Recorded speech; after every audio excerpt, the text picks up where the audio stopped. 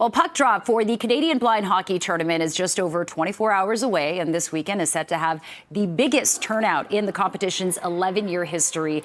The tournament, which is presented by CNIB, has 190 players from all around the world competing at the Mattamy Athletic Centre. And this morning, founder Mark DeMontis is to be honored with an award during tomorrow's opening ceremonies. Joining us now for more is Mark DeMontis and CNIB's VP of Programs, Suzanne DeCarey. Thank you both for coming in this morning. Mark, this is so exciting. You've been a friend of the show.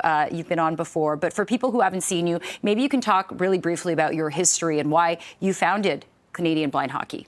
Absolutely. So Canadian Blind Hockey has been around for quite some time. It was inspired after I lost my own sight as a teenager growing up in Toronto. I was 17 in 2004, and I was aspiring to play in the National Hockey League like most Canadians, and that dream was taken away from me after being affected by sight loss. And with support from CNIB and the community, I was able to bounce back and discovered blind hockey, which is played with this adaptive noise-making puck. And it changed my life forever, and Canadian Blind Hockey is doing that now with helping others across the country play the game for their first time.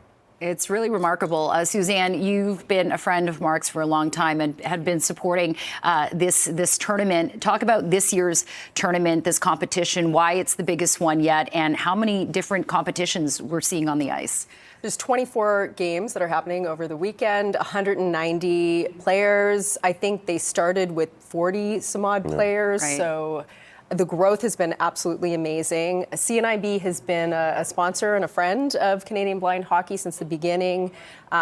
We are a sponsor in two important ways. One, fundraising, but we're also partners. So we speak to a lot of families and introduce them to Canadian Blind Hockey. And for a lot of families, the impact is huge. You know, Mark is an incredible example of somebody who didn't let sight loss stop him from doing the things he loves, which is what our organization is all about, is helping people do the things they love. And so through blind hockey and Learn to Skate, a lot of parents for the first time realize that with the right supports, their kids can be unstoppable. And things can happen, remarkable things, and your story is very inspiring. Mark, I know you've brought in the puck. This is always very fascinating to me. So maybe you can talk a bit more about how this is used. I just want, it's very light, contrary to how heavy it looks.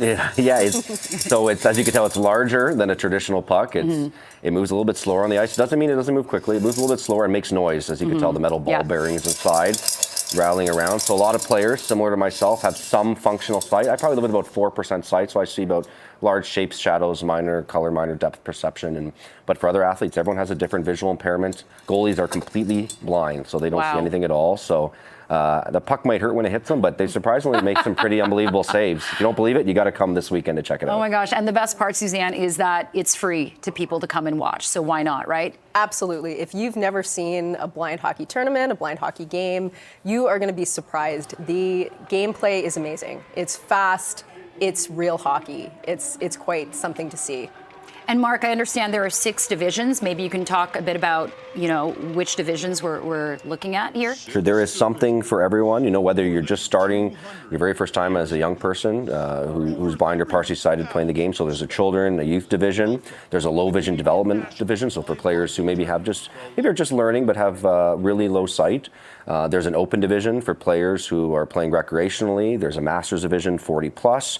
There's a girls and women's summit, which is super exciting now. That keeps happening every year, growing the side of the growth of the girls and women's blind hockey game. Right. There's a select division, which I'm fortunate to play in, as we're all trying out to represent Team Canada next month against Team USA in Montreal.